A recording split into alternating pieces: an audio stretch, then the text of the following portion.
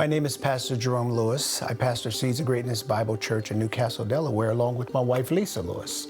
It was about 8 years ago this time of year, and I went for the mammogram, and I always wait for the results, and they told me they had found a lump in my left breast, and they needed me to see a surgeon for a biopsy, and I did that. And we're standing on the Word of God. We preach faith, teach faith, and we declare the word over our bodies all the time.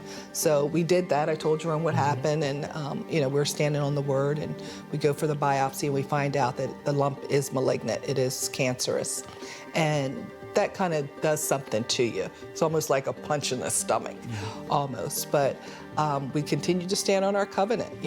We know people say cancer is the big C, but we know who the real big C is. Real big C is Christ.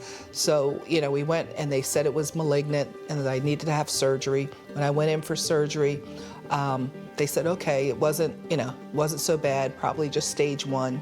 You don't need chemo, just radiation.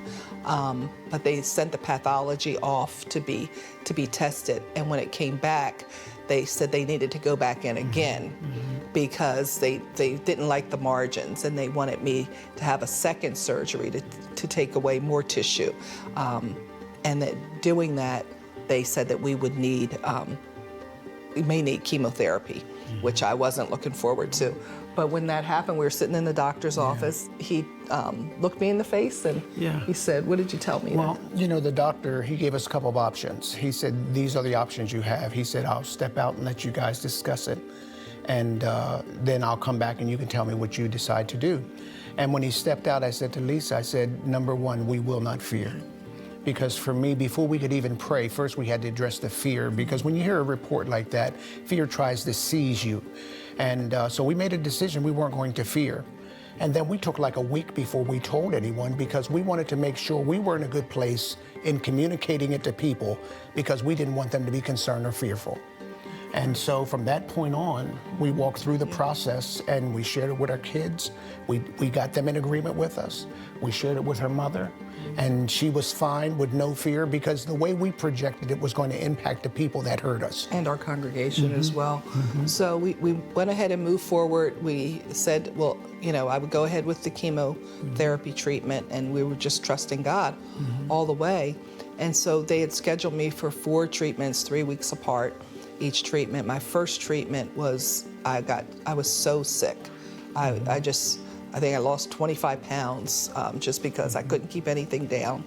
And I was just really going through a tough time. They had to give me anti-nausea medication. I was anxious, gave me something for anxiety. And one of those, during that time, Jerome went back to the office. My mom was home with me. And he went into the office, and he got a phone call from Kenneth Copeland Ministries, just out of the blue. Yeah, I'll never forget it. Yeah. Because I sat at my desk and the phone rang, and the operator said, this is Kenneth Copeland Ministries. We're just calling to check on you and see if there's anything you need prayer for. Well, I was done after that. I mean, because that, people call it a coincidence, I called it a divine connection, and because of partnership, that they were checking in on us. And that, I had no idea. That meant the world to me. We hadn't called and said anything. They had no idea what we were going through. But that prayer person was led by the Spirit that day, and I'm sure many other days. She was led by the Spirit in her timing when she called, in the prayer that she prayed. And after that, I had 3 other chemo treatments over the next several months. I never got sick like that again. And today, I go back for my checkups on a regular basis. They still, see me a couple times a year, but no sign of any type of cancer in my body. I'm completely healed. I remember after my last radiation treatment, remember the guy, my doctor, he said it was his pleasure to pronounce me cured. I was like, thank you, buddy, but God did this work. And we're thankful for the doctors and all that they do, but we do believe that it's the super and the natural working together that brings a healing power in our bodies, and we're just grateful. Well, one of the things we say all the time to our congregation, and we would like to say to the people that are watching, our faith is not fragile. Our faith is not weak. Our faith gets stronger every time we speak, because our words are powerful. Death and life are in the power of the tongue, and we're snared by the words of our mouth. And so we have to be very selective on what we say and what we hear, because harvest is coming. And if you want a good harvest, then you got to plant the right type of seed. That's right. We're just grateful. We are grateful to God for his healing power. We're grateful for the teaching and the legacy of Kenneth Copeland Ministries and all that Kenneth Copeland Ministries is doing around the world. It's really made a difference in our lives.